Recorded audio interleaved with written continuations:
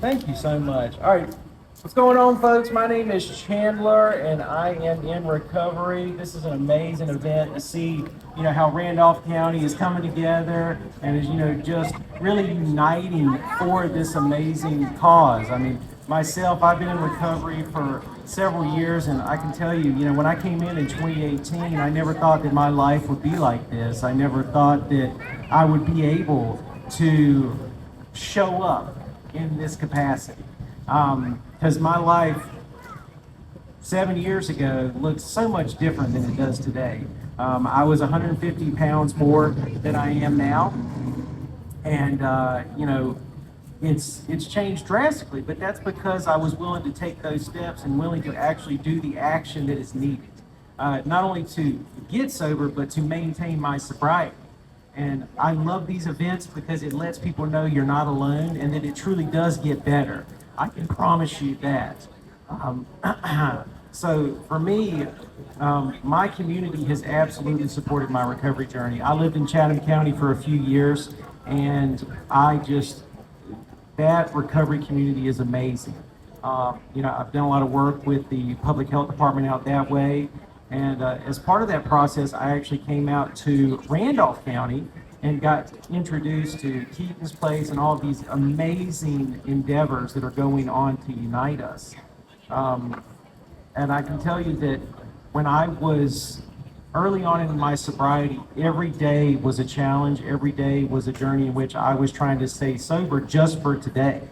But I learned when I was making progress, an event that really turned pivotal for me was when, I no longer wanted to end my life. Because for me, I struggled immensely. So when I no longer wanted to end my life, I recognized that progress was being made. And I started to see that other people were having a better quality of life than I was. So it gave me hope.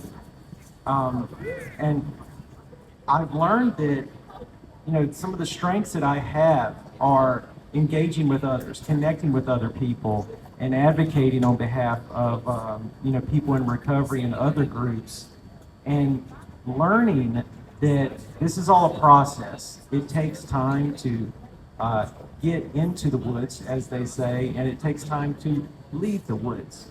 So it's a journey. No matter where you're at today, I can promise you this one thing: it does get easier and it does get better.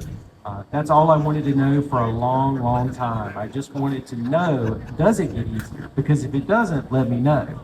And I'm happy to report that as long as you stay sober one day at a time, things do get easier. And it's a journey. It's a journey. It's a marathon. It's not a sprint. So if you or anyone you know needs help, feel free to reach out and keep this place. Connect with any of these amazing organizations here today. You can always reach out to me, and I'm just very grateful to be here and grateful to support this amazing mission.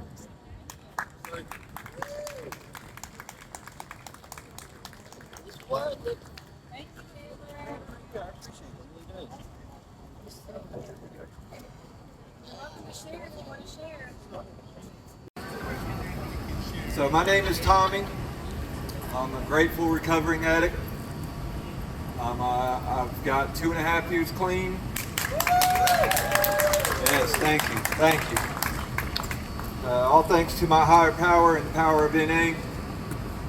I was very fortunate to make it out of addiction, and it was all thanks to a lot of programs like what y'all are supporting. Miss Susan does a fine job down here in Asheboro. I got clean at High Point 2.5 years ago, after serving multiple years in prison. I didn't like the person I had become. Nobody liked me around. Nobody liked to talk to me. I was I sold a lot of drugs. I did a lot of drugs. And eventually, man, I got tired of that. I had lost my daughter to foster care. And at the time, she was my only daughter. And she had nobody else besides me. The mother was also in drugs, and I didn't really know what to do. So I prayed and I asked God for help. and somehow he came and saved me. As shocked as I was at that, but it wasn't all him, you know. He said, "You do the work, and I'll help you get there." And I said, "All right." So I spent my first 30 days in a rehab out in Greensboro, a very known one, all off a scholarship that some grateful person gave me and paid the whole way. So I made sure that I wouldn't let that go to waste. So now today, 2.5 years clean, I have started my own business. I make money now that I never imagined that I'd be able to make. And the great thing about it is where before I used to worry, like, man, I don't have this amount of money in the bank, or, you know what I mean? Now I do, and it's not even, my main goal is my kids and my recovery. I have 7 beautiful daughters now, well, 6 beautiful daughters and 1 boy. A loving wife, an amazing wife. I got married.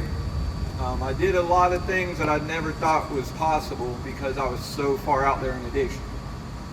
So now owning my own business, I am a mechanic. I do everything from change oil all the way to swap motors out. And now today, with the skill set I've learned through being in recovery, I'm actually confident in myself. You know what I mean? When I go to a job interview or anything like that, I'm confident in myself, where before nobody wanted me to work for them or nothing. Now I'm getting people coming to me and asking me, "Hey, will you please come work for me?" And it's because of what I'm giving off. I know that the confidence I carry with myself now, man, is something of, I know my worth. If I don't like something, or I can say no now and not feel bad anymore. I've learned how to help others without expecting something in return. That's a great feeling. I did change my whole life. I changed anyone I used to be around, any place I used to be around. It all changed, man, because I figured I knew I had to. I could not get fully clean, without changing up everything.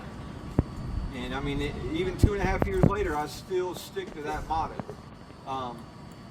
If I got to go to the store or something, and the old neighborhood I used to hang out in is on the way there, I'll take an extra 15-minute route just to make sure I go around that area if I have to. You know what I mean? That's just for me. I found a sponsor, and he has a sponsor, and he has a sponsor. It's a very wonderful feeling to be able to tell another man I love you and actually mean it. This man guides me through the steps, helps me with my recovery every day. And I didn't know him at all 2.5 years ago. Now I know his whole family. I consider him like a father figure. This program is wonderful if you allow it to be. I promise you, in the 2.5 years that I've been clean, I've accomplished more than in the last 20 years of my life. I own all my cars. I live in a wonderful house. I pay my bills on time. I might not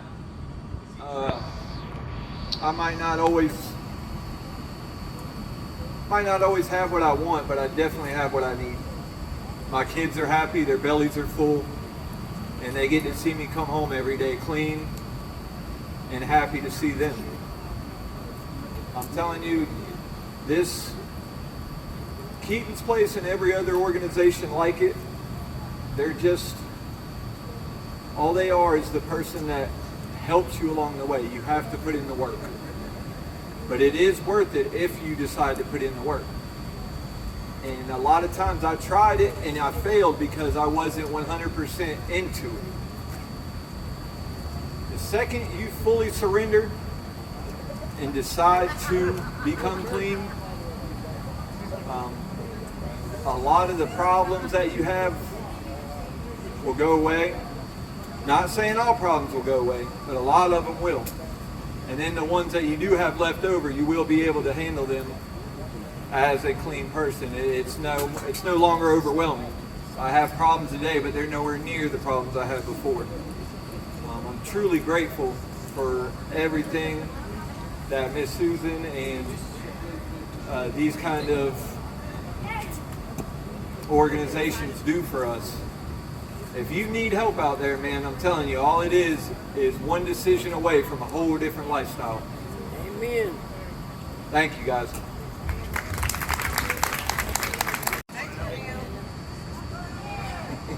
They don't know how to do it. You do it. You can do it again. I believe you. I don't know why I'm so shy, but I talk a lot. Well, my journey with recovery, being in active addiction, changed for me April the 6th, 2025.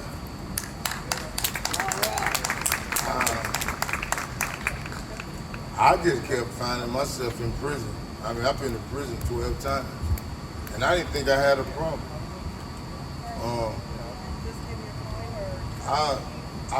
I come up in the street of Detroit. I lived in North Carolina, Charlotte, where I was in a lot of pain. So, long story short, I was like, just got tired. Most of the time, you gotta be beat up. I was beat up, like, I couldn't even, I couldn't think, you know, I couldn't do nothing.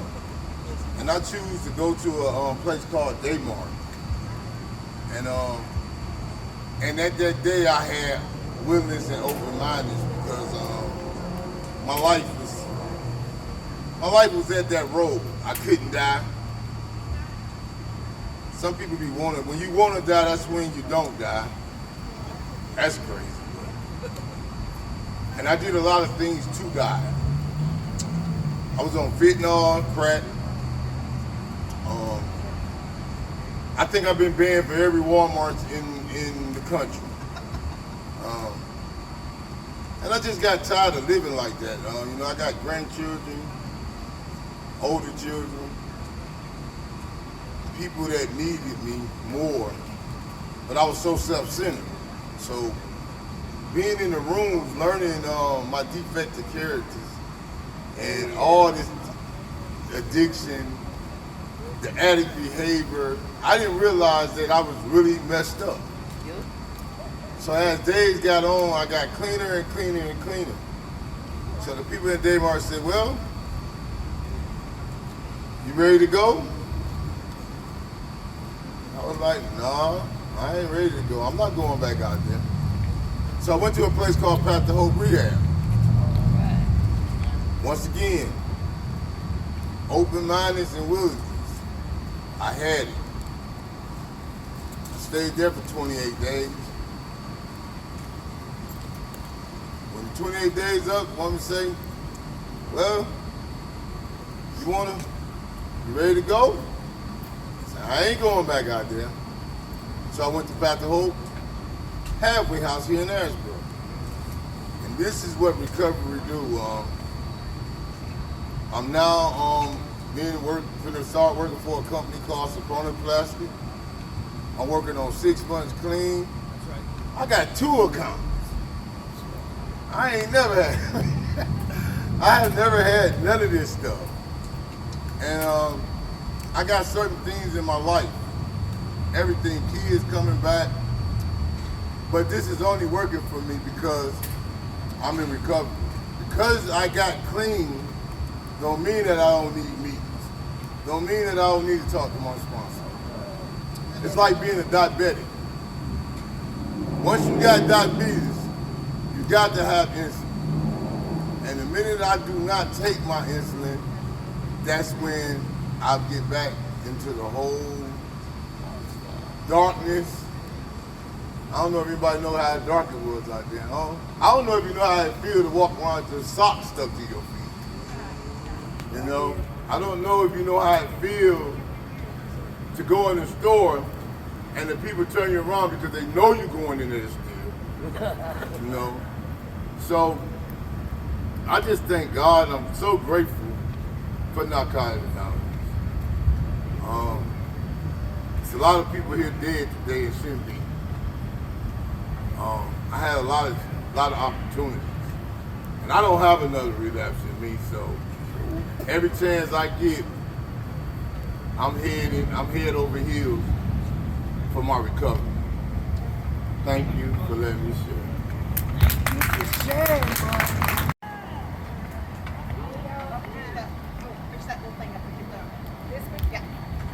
Hey y'all, Okay. Trisha Show, Unchained Ministry, being clean 13 years. Our goal is to make sure that our like-minded brothers and sisters know they're not alone. Make sure that they feel accepted, loved, wanted. You know, it's been said time and time again, you know, you feel alone, busted, disgusted. You're not. You've got all these programs, all these people out here that want to link arms with you and just make you feel loved and wanted. And there is programs, there is, you know, I was in active addiction for half my life. I've been clean for 13 years, and it's only by the grace of God. 2 Corinthians says that once Christ is in you, you are a new creature, and that's what we are. We're new creatures. God's changed my life. I was, the person you know now is definitely not the person that I was in active addiction. I wouldn't change any of it because it created who I am today. And I can get down in the ditches with our brothers and sisters that are out here that are unsheltered, that get left and lost and talked about. They get dragged through the mud, and it's not right, and it's not fair. They're humans, they're somebody's mother, brother, sisters, and they're out here and they're unsheltered. And not all of them are addicts. Not all addicts are homeless. These are my people. I love them. I will sit in the ditches with them. I will eat with them. I will love on them, and we will walk it out with them. And that's our goal. And if that's not what you're doing, I'm sorry, you're missing out, because these are real people, and they have hearts, and they love. They love. I've been through a lot this year, and my people in recovery and the people that are out here on the streets, man, they've carried me through a lot this year. I wouldn't be here right now, still clean, if it wasn't for those people under that tent. So I just have to give all glory to God today. Amber, you're up.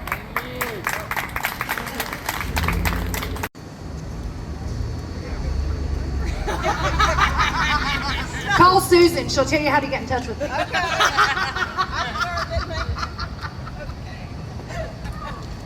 Hey.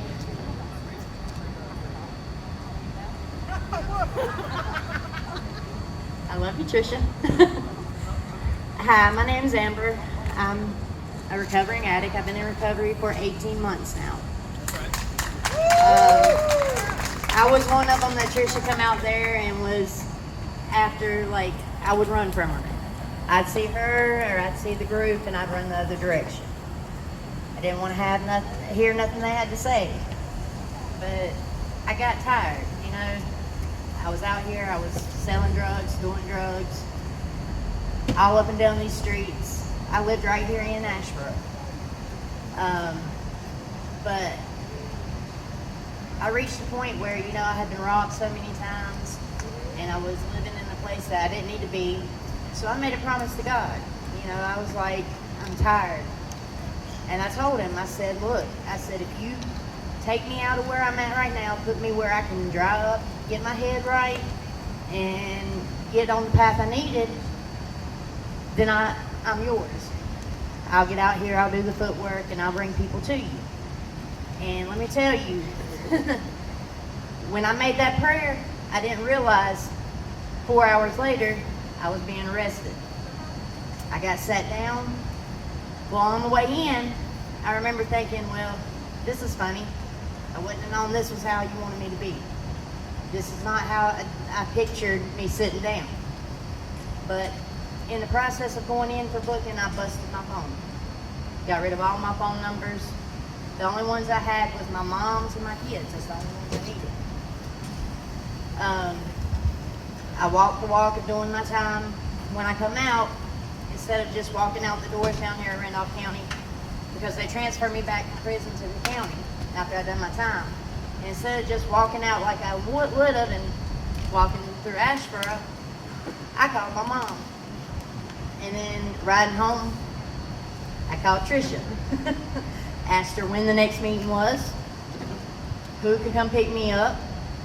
And ever since I've been attending my recovery meetings, going to church, I'm enrolled in school, finishing my education. After that, I will be applying for and going in for peer support counseling. But if you don't have a home base and you don't have someone that you can turn to and you're wanting that recovery and you want to make that change, reach out to some of these lovely places around here because they really will help you and they really do have your best interests at heart. And you can see, I'm living testimony. 18 months clean, in school, got all my family members back on my side, and I got a wonderful bonus family that anytime I have a problem, I turn to them. And Celebrate Recovery Unchained Ministry, we meet every Thursday at Hometown Deli at 6 o'clock. We meet, we have like-minded people that show up. You're not judged. They feed you, we have worship. It's just a place you can pour out, you can unload, and people are there not judging you. They're there to listen and help you through it, which I didn't have before. But just reach out, people. That's the first step. Hey everybody, my name's Maddie. I am an addict, but I also happen to live with dual diagnosis, which made my journey a little bit more bumpy. So I was introduced to substances at the age of 4, and that was because I was dealing with significant mental health issues, and my parents didn't know how to cope, and they said pills are the answer. So at 4 years old, I thought pills are the answer, and it followed me into my adult life when my mental health was extremely, extremely bad. And I self-medicated hard, but the problem was I was hearing, you're not an addict, you're just mentally ill. So I continued to self-medicate until 2009 when I said, I don't know what to do. I'm gonna die. Like, this is no way to live. And I ended up going to treatment and getting sober, but the problem was I wasn't working on those character defaults, right? So I learned to abstain from the substances, but I didn't learn how to work on me. So my 20s and my 30s were extremely difficult. I was simply going through the motions, dealing with extreme situations like suicidal ideations and self-harming. And I had been in the rooms, but I didn't have that community. I didn't have that service work, and I wasn't working on myself enough. And then one day God woke me up, and because I got really sick, and I ended up almost dying from the treatment. I was in the ICU for 3 weeks, brain dead, lungs failing, heart collapse. But you know what? It was the absolute best thing that could have ever happened to me, because I was forced to look within and forced to work on myself. And I learned that service work, helping a community, building a community was the best thing that not only could I do for other people, but for myself. And that's why I started J&E Support Group. So that's why I'm a peer support specialist. That's why I'm in graduate school, because giving back to my community that saved me, this community saved me, that's what keeps me sober. That's what keeps me mentally well. So if you're struggling today, please know hope is alive. Recovery is possible. We just need each other. We can do it together. To really give a message to all my people in recovery today. And so, if you rewind the clocks, right, just to qualify, who I am and where I come from. If you were to rewind the clocks 10 years, you would see me in downtown Los Angeles. If you've ever seen pictures of Skid Row, that's where I was, pushing a shopping cart with all my belongings in it. And I don't look like that today, by the grace of God. But we live in crazy times right now. And lately, I've really felt it in my heart that us people in recovery are uniquely gifted to reach others. And maybe this feels like a call out, but we need to do a better job. We need to do a better job of reaching out, because for so long, myself, right, I looked in the mirror and I couldn't stand what I saw. And so it's really, really hard to focus on other people when you don't even love yourself, right? But as we go through recovery, as we, NA, AA, MAT, inpatient, outpatient, whatever it is for you, right? As we go through this journey of recovery, we start to get to a point where we're accepting of ourselves, right? And we're happy with who we are, and it's a journey. And they say that recovery is a journey of mind, body, and spirit, but I would add mind, body, spirit, and others, right? It's pretty much a guiding principle of every form of recovery is to focus on others, right? And if you really were listening, everybody that's come up here today has talked about giving back, right? The people who get it are the people who stick close, right? You have your tribe. So my first thing is if you don't have a tribe, you're doing it wrong. Get a tribe. But the other point is that we have been given a gift. And again, this is for my people in recovery. We have been given a gift, a second chance at life, a second opportunity to get it right. If you are not bringing other people with you, you're not doing it right. You need to do it. We live in a time where, information can't be trusted, and people need to hear the truth. People need to hear hope. And you are a shining example of what hope and restoration looks like. So if nobody else tells you today, go be hope and restoration to somebody today. Thank you. Happy Recovery Month. So please continue to support recovery in Randolph County. This is the only way we're going to keep that wall from getting any bigger. We love you. Thank you. Y'all have a wonderful weekend, and we appreciate y'all coming. Thanks.